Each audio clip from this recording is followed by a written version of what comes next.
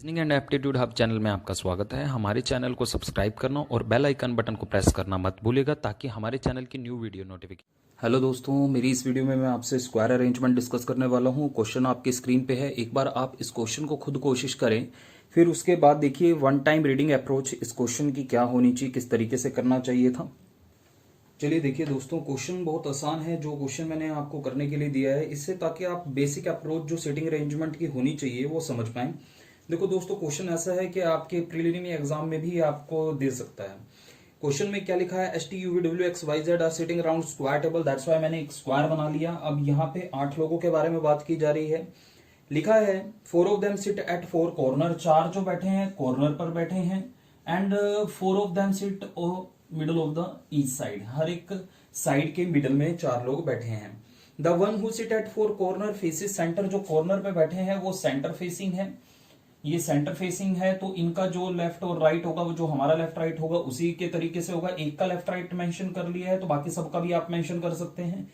और आगे लिखता है those who sit in middle of the side are facing outward, जो मिडल ऑफ द साइड बैठे हैं वो फेसिंग आउटवर्ड है, वो बाहर की तरफ देख रहे हैं। तो इसमें क्या होगा, जो हमारा लेफ्ट राइट है और जो उनका लेफ्ट राइट है वो इन्वर्स हो जाएगा। ये हमारा लेफ्ट है, ये उनका राइट हो जाएगा, जो हमारा राइट है वो उनका लेफ्ट हो जाएगा। देखो, आपको अगर लेफ्ट राइट को लेकर के दिक्कत आती है तो आप मेंशन कीजिएगा, मुझे दिक्कत नहीं आती है तो मैं मेंशन नहीं करता हूं। सेकंड स्क्वायर मैंने क्यों बनाया है, क्योंकि अगर पॉसिबिलिटीज अराइज होती हैं तो मुझे दूसरे स्क्वायर तीसरे स्क्वायर की जरूरत पड़ेगी, तब मैं इसका यूज करूंगा। ये शुरू में नहीं बनाना है, ये जस्ट मैंने अपने लिए किया है। आगे क्या लिखा है, each of them like different subjects, 8 subjects के बारे में कहा गया है जो डिफरेंट सब्जेक्ट वो लाइक करते हैं। तो क्वेश्चन 2 वेरिएबल क्वेश्चन हो गया है, कुछ बातें पर्सन के रिस्पेक्ट में होंगी तो कुछ उनके सब्जेक्ट के रिस्पेक्ट में। पहली कंडीशन में जैसे आप देख भी रहे हो, X sit third to the left of the one who like zoology, the one who like zoology facing outward. देखो, मुझे अगर एक्स बनाना है तो वो जूलॉजी लाइक करने वाले के थर्ड लेफ्ट में बैठा है, तो जूलॉजी लाइक करने वाला पर्सन कॉर्नर भी हो सकता है और सेंटर वाला भी हो सकता है, लेकिन आगे क्लियर कर दिया the one who like zoology facing outward. तो दैट्स व्हाई मैं जो जूलॉजी लाइक करने वाला पर्सन है उसको यहां पे बना रहा हूं फेसिंग आउटवर्ड। किसी भी पोजीशन पे, इस पे इन चारों में से किसी भी एक पोजीशन पे आप जूलॉजी लाइक करने वाला पर्सन बना ले, क्योंकि देखो सिटिंग अरेंजमेंट में पहला पर्सन एज्यूम किया जा सकता है, अपनी मर्जी से बनाया जा सकता है, सिर्फ पहला बनाया जा सकता है, दूसरा उसके रिस्पेक्ट में बनेगा। जैसे एक्स अब मुझे बनाना है तो वो बन जाएगा क्योंकि वो इसके लेफ्ट में बैठा है। देखिए, इसका लेफ्ट लिखा है इधर की तरफ, facing outward, right clockwise, left anti clockwise, first left, second left, third left. यहाँ पे कौन बैठा है, यहाँ एक्स बैठा है दोस्तों। अभी पहली और दूसरी लाइन पढ़ करके जो सॉल्यूशन बन रहा है वो इतना बन रहा है। नेक्स्ट कंडीशन देखिए, लिखा only 2 person sit between x and S, x और एस के बीच में बैठे हैं 2 पर्सन। देखिए, यहां पे पॉसिबिलिटी अराइज होती है क्योंकि एक्स मेरे पास है, अगर मैं इससे 2 पर्सन छोड़ के एस सोचूं तो वो इधर भी हो सकता है उधर भी हो सकता है। ये तो नहीं कहा है कि एक्स जो बैठा है उसके थर्ड लेफ्ट में बैठा है या थर्ड राइट में बैठा है। दैट्स वाई मुझे अब क्या करना पड़ेगा, जहां 2 पॉसिबिलिटी अराइज हो रही है मुझे 2 अलग अलग डिफरेंट केस लेकर के उसको लेकर के चलना होगा। एक्स हमारे पास है, 2 पर्सन छोड़ के एक डायग्राम में मैं एस इधर बना रहा हूं, दूसरे डायग्राम में मैं एस इधर बना रहा हूं। आई होप इतनी बात आपको समझ में आई होगी कि जहां पॉसिबिलिटीज अराइज होती है, 2 पॉसिबिलिटी है तो मैंने इसकी 2 कॉपी की, अगर पॉसिबिलिटी 3 होती तो मैं इसकी एक थर्ड वन कॉपी करके और 3 कॉपी, वो 3 पॉसिबिलिटी अलग अलग डायग्राम में बनाता।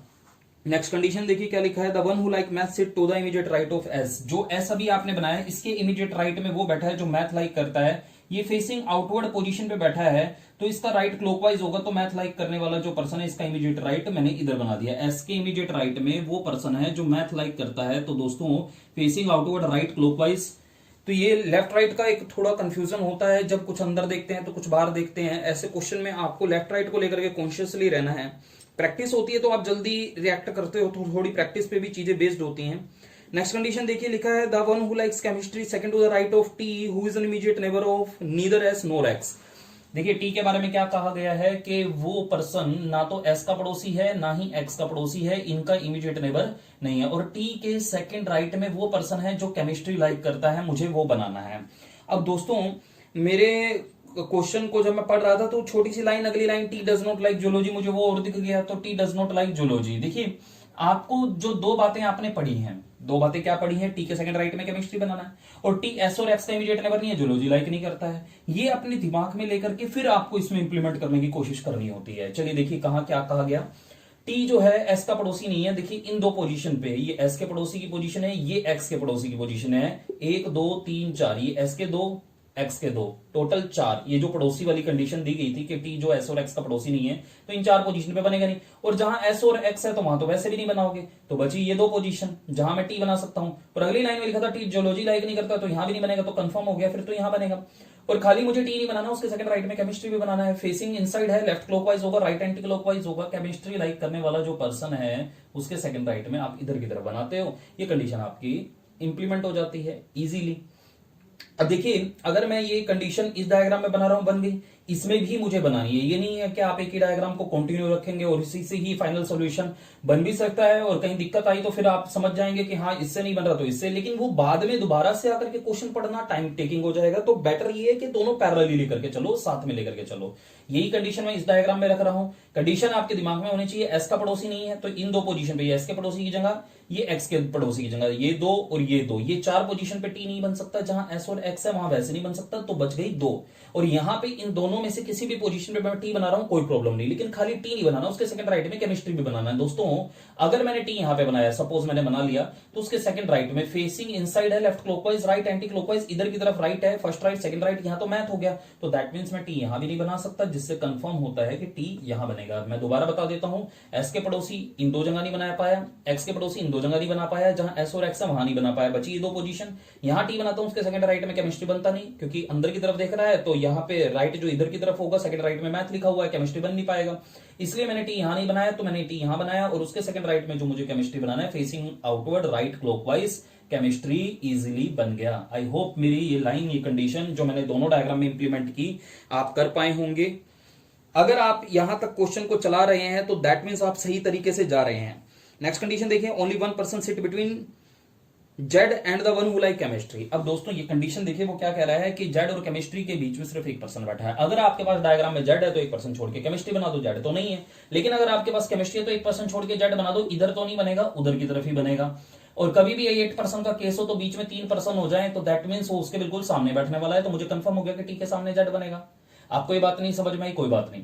केमिस्ट्री और जेड के बीच में एक पर्सन है, देखिए केमिस्ट्री मेरे पास है तो उससे एक पर्सन छोड़ के मुझे जेड बनाना है, इधर तो नहीं बन पाएगा, उधर तो बन जाएगा। केमिस्ट्री से एक पर्सन छोड़ के जेड उधर बन गया।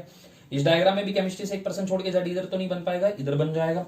तो दोनों डायग्राम में कंडीशन वन साइड ही एप्लीकेबल है, तो दैट मींस कंफर्म केस। अगर 2 साइड एप्लीकेबल होती तो 2 केस होते, तो 2 पॉसिबिलिटी होती, तो वो 2 पॉसिबिलिटी में अलग अलग करके बनाता।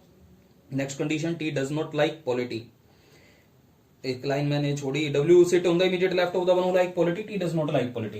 कंडीशन इज दैट कि पॉलिटी लाइक करने वाले पर्सन के इमीडिएट लेफ्ट में कौन बैठा है, डब्ल्यू बैठा है। डब्ल्यू पॉलिटी लाइक करने वाले पर्सन के इमीडिएट लेफ्ट में बैठा है। देखिए डायग्राम में ना तो आपने कहीं पे पॉलिटी लिखा है, ना ही कहीं डब्ल्यू लिखा है। और अगली लाइन में आप क्या पढ़ लेते हो, T does not like polity. दोस्तों यहां पे इस जगह मैं पॉलिटी नहीं बना सकता, यहां जोलॉजी लिखा है, यहां पे मैं पॉलिटी बना लेता हूं, लेकिन उसके इमीडिएट लेफ्ट में मेरे को डब्ल्यू बनाना है। फेसिंग इनसाइड है तो लेफ्ट इधर होगा, तो डब्ल्यू नहीं बन पाएगा।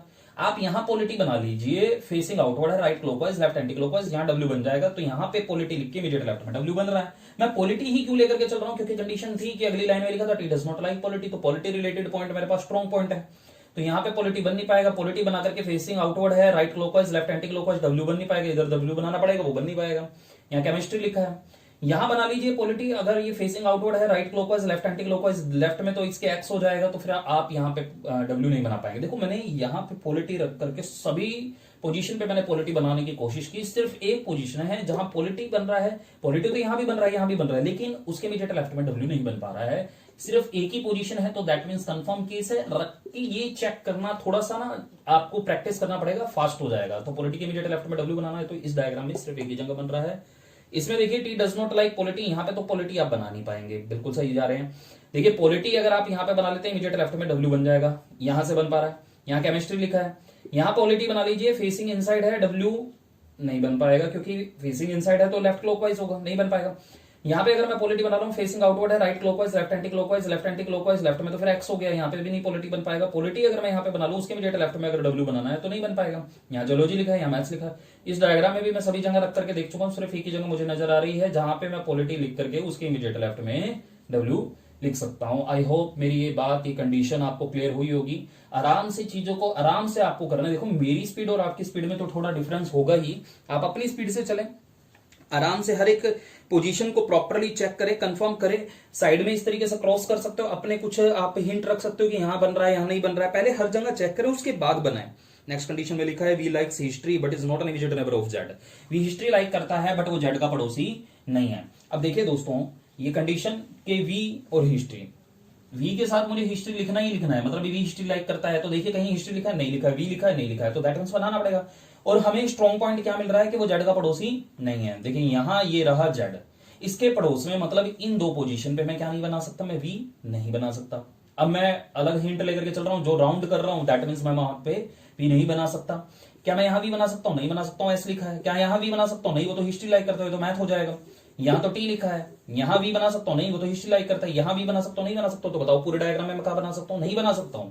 जब नहीं बना सकता हूं तो दैट मींस ये डायग्राम आपका, ये केस एलिमिनेट हो जाएगा, आपका ये सॉल्यूशन नहीं कंटिन्यू हो पाएगा, क्योंकि यहां कंडीशन एप्लीकेबल नहीं है। जबरदस्ती नहीं लेकर के चलना है। क्वेश्चन इसी तरीके से डील होगा आपके पेपर में जब भी आएगा। यहां पे देखिए, मुझे ये बताया गया कि वी हिस्ट्री लाइक करता है, वो जेड का पड़ोसी नहीं है। देखो ये जेड है, तो इन दो जगह पे हर पर्सन के दो पड़ोसी, तो इन दो पोजीशन पे मैं जेड के दो पड़ोसी हैं, यहाँ पे वी को नहीं बना सकता हूं। यहाँ डब्ल्यू लिखा हुआ है, यहाँ जोलॉजी लिखा है, वी तो हिस्ट्री लाइक करता है। यहाँ टी लिखा हुआ है, यहाँ एक्स लिखा हुआ है, तो मेरे पास एक ही जगह मुझे दिख रही है जहां मैं वी और साथ में उसके ही हिस्ट्री लिख पाऊंगा।